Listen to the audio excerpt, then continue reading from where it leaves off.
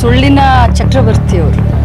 ಅವ್ರ ಬಾಯಿ ತೆಗೆದ್ರೆ ಅವರು ರಾಮಾಯಣ ಅಂತ ಹೇಳ್ತಾರೆ, ಭಗವದ್ಗೀತೆ ಅಂತ ಹೇಳ್ತಾರೆ, ಮಹಾಭಾರತ ಅಂತ ಹೇಳ್ತಾರೆ. ಆದರೆ ಅವ್ರ ಬಾಯಿ ತೆಗೆದ್ರೆ ಅವ್ರು ಸುಳ್ಳನ್ನು ಎಷ್ಟು ಯಾವ ಪ್ರಮಾಣದಲ್ಲಿ ಮಾತನಾಡ್ತಾರಂತ ಇಡೀ ಕರ್ನಾಟಕ ರಾಜ್ಯದ ಜನರಿಗೆ ಗುರ್ತು. ಚಕ್ರವರ್ತಿ ಸುಲೇಬೆಲೆ ಅವರು ಸುಳ್ಳಿನ ಚಕ್ರವರ್ತಿಯವರು. ಅವ್ರ ಬಾಯಿ ತೆಗೆದ್ರೆ ಅವರು ರಾಮಾಯಣ ಅಂತ ಹೇಳ್ತಾರೆ, ಭಗವದ್ಗೀತೆ ಅಂತ ಹೇಳ್ತಾರೆ, ಮಹಾಭಾರತ ಅಂತ ಹೇಳ್ತಾರೆ. ಆದರೆ ಅವ್ರ ಬಾಯಿ ತೆಗೆದ್ರೆ ಅವ್ರು ಸುಳ್ಳನ್ನು ಎಷ್ಟು ಯಾವ ಪ್ರಮಾಣದಲ್ಲಿ ಮಾತನಾಡ್ತಾರಂತ ಇಡೀ ಕರ್ನಾಟಕ ರಾಜ್ಯದ ಜನರಿಗೆ ಗುರ್ತು. ಇದರ ಬಗ್ಗೆ ತುಂಬ ಚರ್ಚೆ ಆಗ್ತಾ ಇದೆ. 5% ಏರಿಸಿದ್ದಾರೆ, ಯಾವುದು 5% ಅಲ್ಪಸಂಖ್ಯಾತರಿಗೆ ಏರಿಸಿದ ಬಗ್ಗೆ ಸಾಕಷ್ಟು ಆಕ್ಷೇಪ ಕೇಳಿ ಬರ್ತಾ ಇದೆ ಬಿಜೆಪಿಯವರು. ಬಟ್ ಅದು ಕೇಂದ್ರದ್ದು ಅಂತೇಳಿ ನಿಮ್ಮ ಕಡೆಯಿಂದ ಸಮರ್ಥನೆಯೂ ಬಂದಿದೆ. ಖಂಡಿತವಾಗ್ಲೂ ಅದು ಕೇಂದ್ರ ಸರ್ಕಾರದಿಂದ ಆಗಿರೋದು, ಅದು ನಮ್ಮದಲ್ಲ. ನಮ್ಮ ಕ್ಯಾಬಿನೆಟ್ನಲ್ಲಿ ನಾವು ಒಪ್ಪಿಗೆಯನ್ನು ಕೊಟ್ಟಿದ್ದೀವಿ. ಆದರೂ ಕೇಂದ್ರ ಸರ್ಕಾರದಿಂದ ಏನೋ ಒಂದು ಆರ್ಡರ್ ಆಗಿ ಬಂದಿತ್ತು, ಅದನ್ನು ನಾವು ಪಾಲನೆ ಮಾಡಿದ್ದೀವಿ ಅಷ್ಟೇ. ಬಟ್ ರಾಜ್ಯ ನಾಯಕರು ಹೋರಾಟ ಮಾಡ್ತೇವೆ ಹೇಗೆ ಅಂತೆಲ್ಲ ಹೇಳ್ತಾ ಇದ್ದಾರೆ. ನೋಡಿ, ಯಾವತ್ತಿದ್ರೂ ಬಿ ಜೆ ಪಿಯವರು ಮೊಸರಲ್ಲಿ ಕಲ್ಲನ್ನು ಹುಡುಕುವಂಥ ಕೆಲಸವನ್ನು ಮಾಡ್ತಾರೆ. ಅವ್ರಿಗೆ ರಾಜಕಾರಣ ಮಾಡಲಿಕ್ಕೆ ಬೇರೆ ವಿಚಾರಗಳು ಉಳಿದಿಲ್ಲ. ಮೊದಲು ಗ್ಯಾರಂಟಿಯನ್ನು ಟೀಕೆ ಮಾಡಿದರು, ಗ್ಯಾರಂಟಿ ಅನುಷ್ಠಾನ ಆಗೋದಿಲ್ಲ ಅಂತ ಹೇಳಿದ್ರು.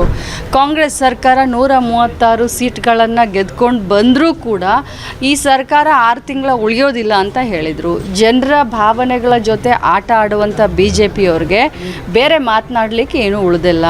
ಸೊ ಸುಮ್ಮನೆ ಒಂದು ಜನರ ದಿಕ್ಕನ್ನು ತಪ್ಪಿಸ್ಲಿಕ್ಕೆ ಈ ರೀತಿಯಾದಂಥ ಹುಚ್ಚಾಟಗಳನ್ನು ಅವ್ರು ಮಾಡ್ತಾ ಇರ್ತಾರೆ. ಪತ್ರಿಕೆಯಲ್ಲಿ ತಾವು ಗಮನಿಸಿರ್ಬೋದು, ಬಿ ಆರ್ ಪಾಟೀಲ್ ಅವರೊಂದು ಜಮೀರ್ ಖಾನ್ ಅವರ ಪಿ ಎ ಜೊತೆ ಮಾತಾಡಿರೋದು ಆಡಿಯೋ ನಮ್ಮ ಸರ್ಕಾರದಲ್ಲೇ ಹೀಗೆ ಆಗ್ತಾ ಇದೆ ಹೇಳಲಿಕ್ಕೆ ಮುಜುಗರ ಆಗ್ತದೆ, ವಸತಿಗೋಸ್ಕರ ಹಣ ಕೊಡಬೇಕಾದ ಪರಿಸ್ಥಿತಿ ಬಂದಿದೆ ಅಂತ ಹೇಳಿದ್ದಾರೆ ಹಿರಿಯ ಸಚಿವರು. ನೋಡಿ, ಬಿ ಆರ್ ಪಾಟೀಲರು ಹಿರಿಯ ಶಾಸಕರು. ನಾನು ನಿನ್ನೆ ರಾತ್ರಿ ಉಡುಪಿಗೆ ಬಂದಿದ್ದೀನಿ.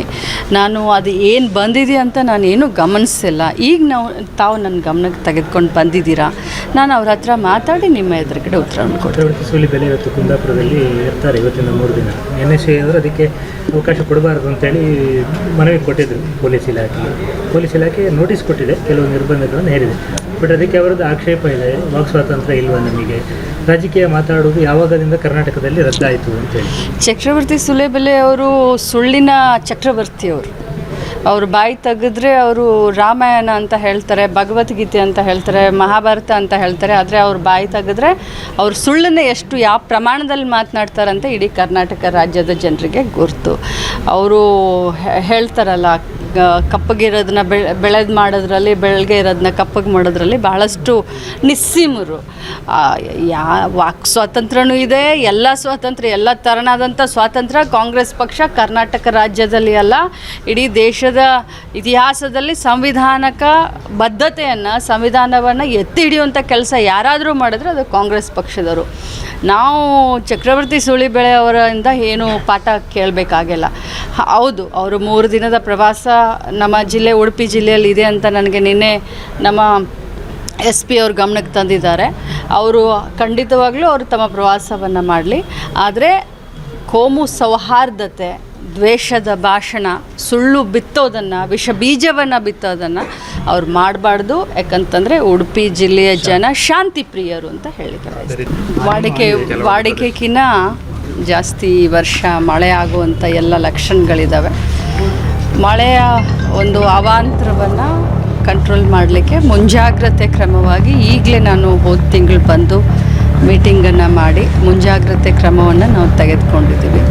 ಸೊ ಹೋದ ಬಾರಿ ನಾವು ಕಂಪೇರ್ ಮಾಡಿದ್ರೆ, ಅಜ್ಜಕ್ಕಿನ ಹಿಂದಿನ ವರ್ಷವನ್ನು ಕಂಪೇರ್ ಮಾಡಿದ್ರೆ ಈ ಬಾರಿ ನಾವು ಮಳೆಯನ್ನು ಎದುರಿಸಲಿಕ್ಕೆ ಸರ್ವಸನ್ನದ್ಧ ಆಗಿದ್ದೀವಿ. ಉಡುಪಿ ಜಿಲ್ಲೆಯಲ್ಲಿ ಒಟ್ಟಾರೆಯಾಗಿ ಮಳೆ ಯಾವುದೇ ಪ್ರಮಾಣದಲ್ಲಿ ಬಂದರೂ ಕೂಡ ಅದನ್ನು ಎದುರಿಸಲಿಕ್ಕೆ ಜಿಲ್ಲಾ ಆಡಳಿತ ಸರ್ವಸನ್ನದ್ಧ.